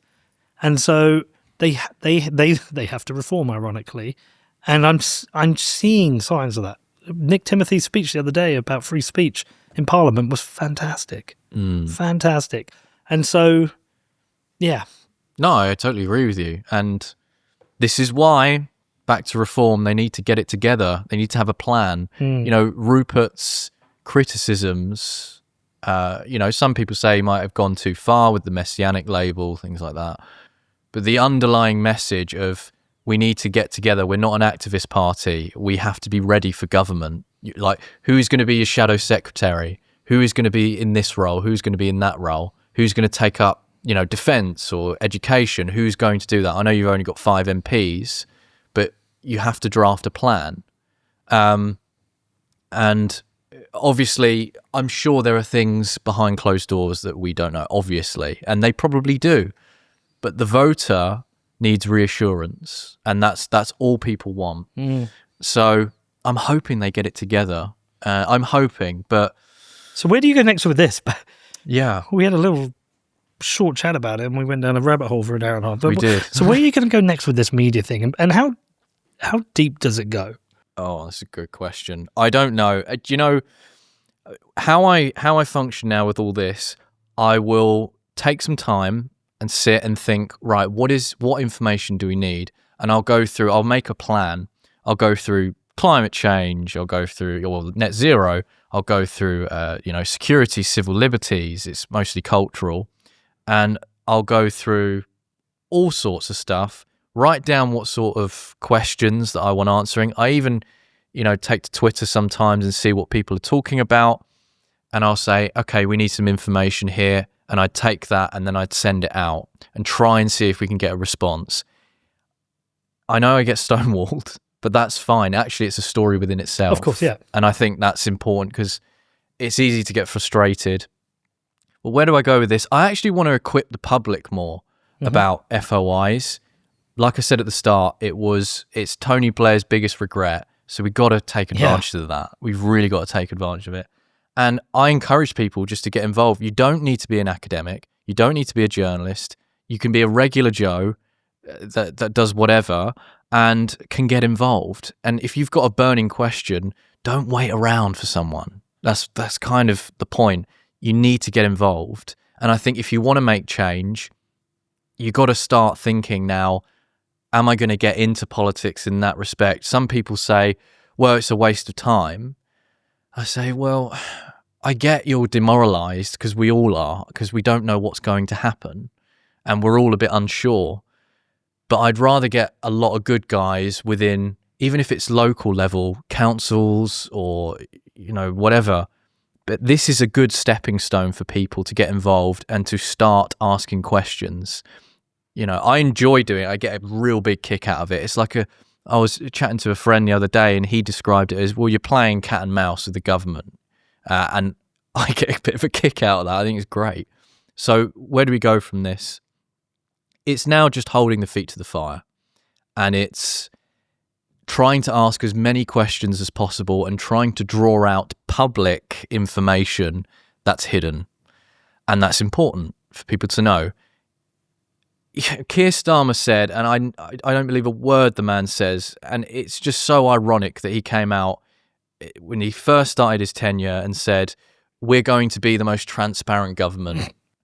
And I thought, okay, well, let's put that to the test. And it hasn't. And it hasn't. Even from a local level, it hasn't. So how deep does it go, you asked? Very. And I think it's almost like a bottomless pit at this point.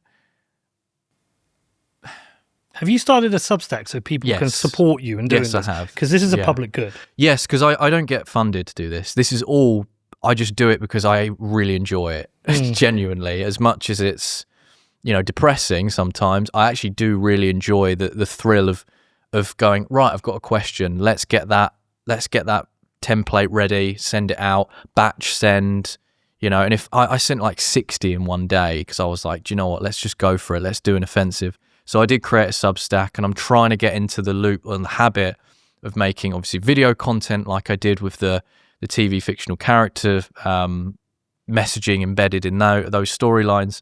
So yeah, I've got a Substack now, obviously a YouTube channel, and of course X is where I post mostly, of it. But get in contact as well. If people have information, and I really encourage whistleblowers. I've had counsellors come to me and say, would you mind if you help? And I was like, yeah, absolutely. If that holds even, your own party to account, but, secretly, fine. I understand you don't want to put your head above the parapet, but you kind of need to now. Like, time's running out. It does give me confidence that we can restore kind of civic society to actually run this country and what we need. And I think it will happen at a grassroots level. But it also feels like there's kind of like a coalition building of like yourself and Charlotte Gill and these kind of people who are actually uncovering really important things and holding government to account, while at the same time educating the public that the people we have in power are incompetent, sometimes evil, power hungry, who are operating on poor incentives and willfully destroying our country. Yeah, willfully destroying our country, and it's for the sake of careers, for the sake of staying in power, having a nice salary, good pension, but we all suffer. It's just evil. That's what that is. It's just evil. And if somebody wanted to do one of these requests, what have you learned? What tactics to ensure you get a good response? Concise, short, polite. That's it. I do recommend people just to copy and paste my templates. I'm not like this. Just go and copy and paste, honestly, what I've done, and it makes it easier for yourself. If you're doing batch requests, I do actually recommend, even though I'm a bit skeptical of it, is AI. That really does help. And it's accessible.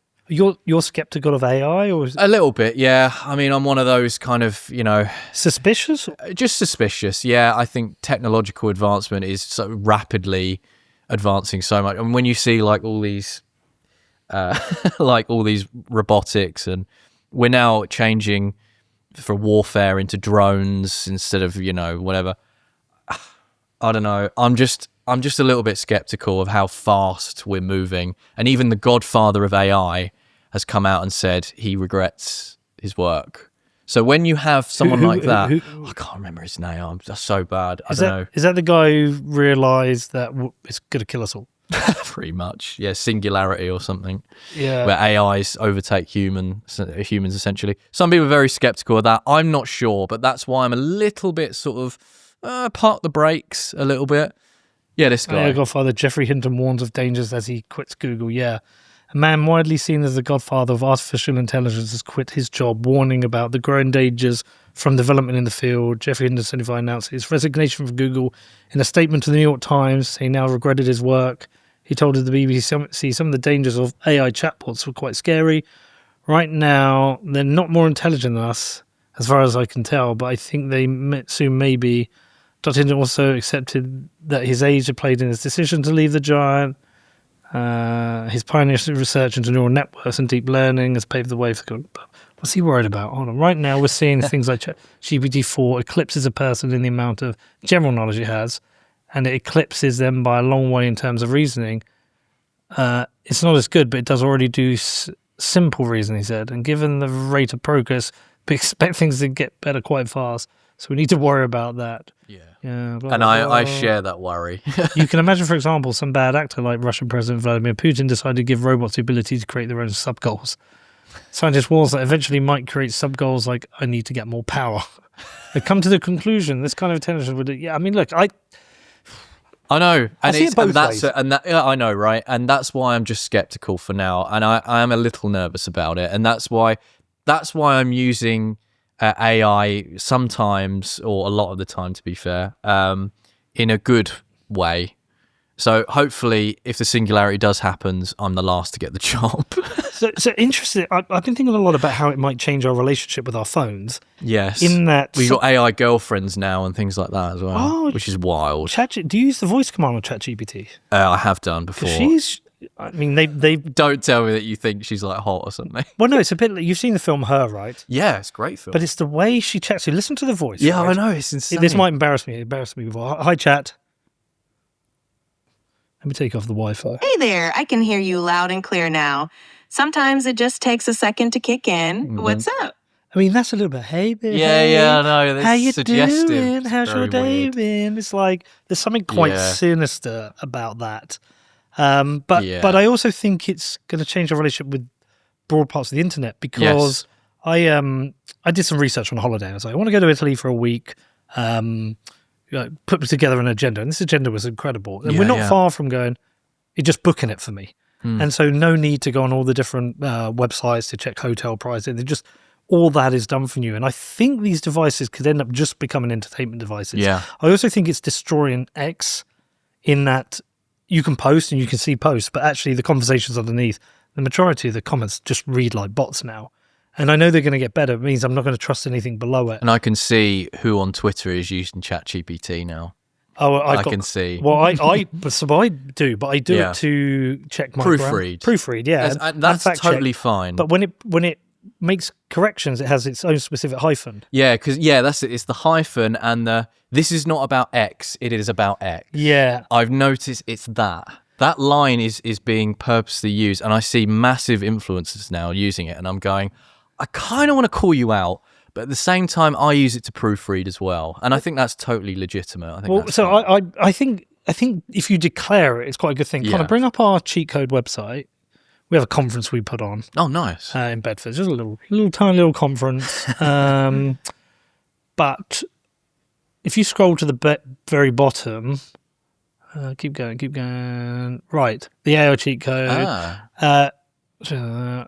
We use tools to enhance the quality of our work and improve the efficiency of our business. For example, when writing what is the cheat code, we provided ChatGPT with a list of arguments and asked it to prepare a structured article.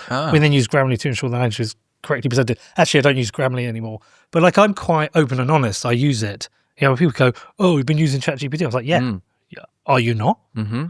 Do you know, I think it just depends on what you do with it. I think proofreading is totally fine. And I use it for proofreading because I don't have a team of writers. I'm just one person. So when I'm doing all this and I'm writing out emails or I'm writing, whatever, articles, and I haven't got a proofreader or someone with a really good understanding of the English language, like my friend Harrison Pitt is a whiz at just the English language, and he speaks like an old classical Englishman, and it's awesome.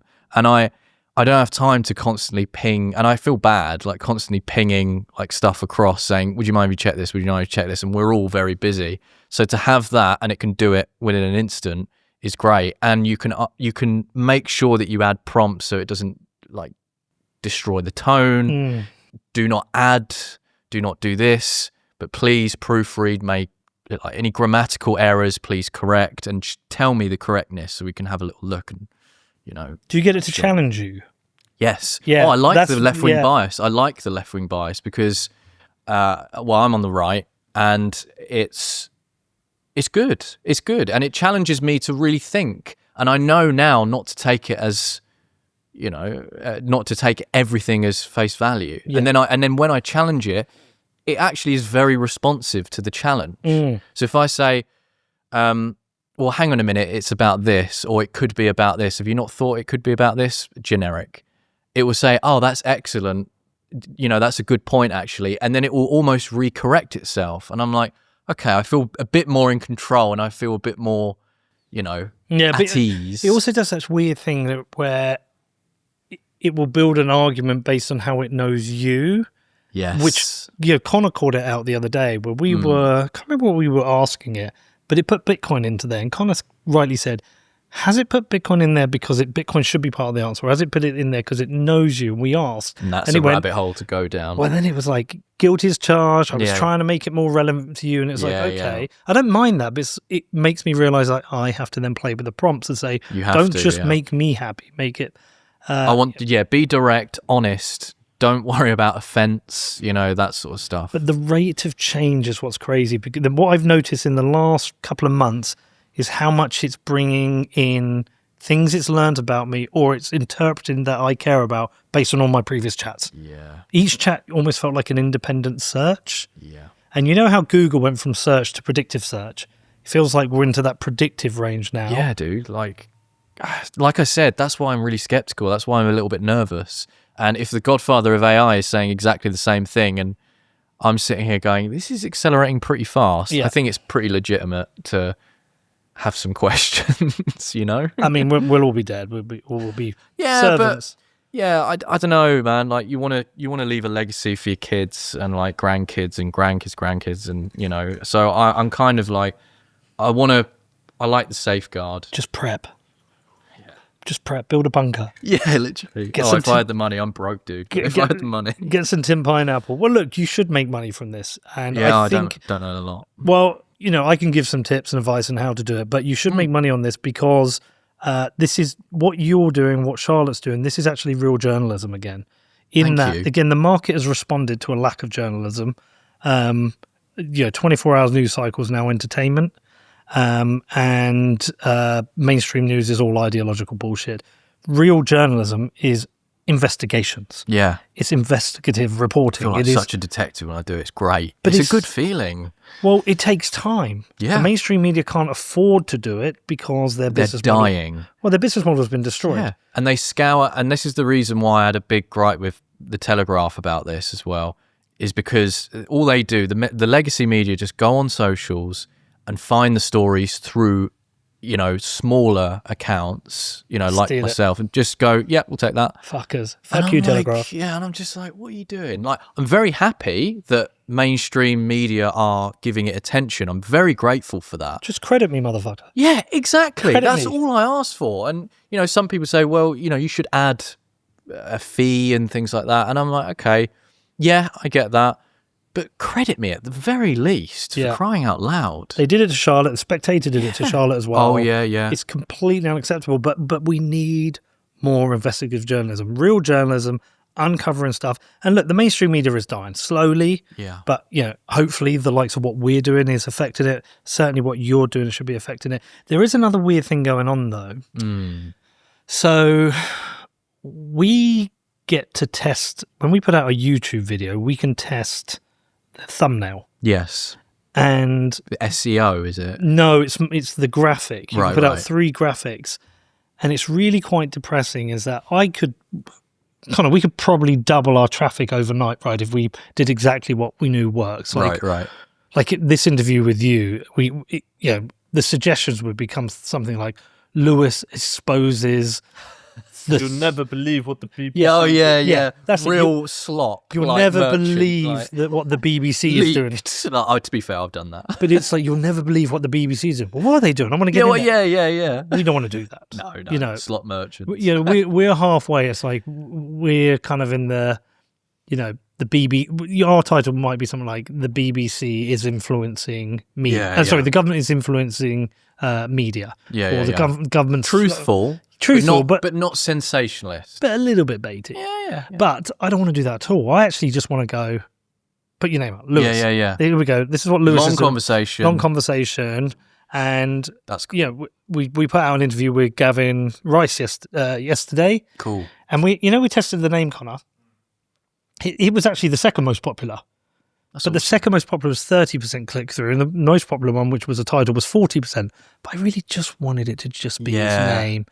And YouTube is a problem in that if I have somebody from the left, what happens is my audience is quite conservative. Cool. They usually give up quite a lot earlier than they usually do. Yeah. And they press the dislike button more, which means that YouTube thinks this is a crap video and it doesn't get to enough people. Yeah. And so YouTube is forcing me into being audience captured, which I fucking hate. Yeah, I know. Yeah. These algorithms are ruining I post on X now as well. I do both. Right. Like if I do a video, for example, that television one, Storylines, I post it both on YouTube and X got 398k, and I was like, wow. Because people were like, yeah, let's share that.